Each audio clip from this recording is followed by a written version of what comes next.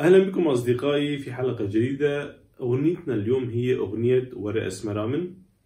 أغنيتنا على مقام الحجاز اللي راح نستعمل فيها سي بيمول ودو نص بيمول. لنشرح لكم أكثر تعالوا نبلش فيها. طبعا أصدقائي أغنية اليوم هي على مقام الحجاز. مثل ما قلنا مقام الحجاز نستعمل فيه سي بيمول ودو نصف بيمول أو دو طبيعي كمان يصير، الاثنين راح يكون حجاز. يعني نشرح السلم الموسيقي.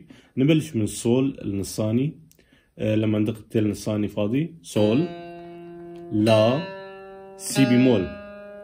الدو بدل ما نستعمل هالدو دو نستعمل بهالإصبع، نحط على هالدستان يصير هالدو، بقى يصير دو طبيعي. يعني صول لا سي دو، يعني مقام الحجاز. نكمل ري مي فا صول، صول فا مي ري دو سي لا. الأغنية على الشكل الآتي: سي دو ري ري ري مي دو ري دو ري مي ري ري سي دو ري دو سي لا. نعيد المقطع الأول: سي دو ري ري ري مي دو ري دو ري مي ري ري سي دو ري دو سي لا. سي دو ري ري سي دو ري دو سي لا سي دو سي ري دو سي لا لا. نعيد المقطع الثاني كمان: سي دو ري ري سي دو ري دو سي لا سي دو سي ري دو سي لا لا.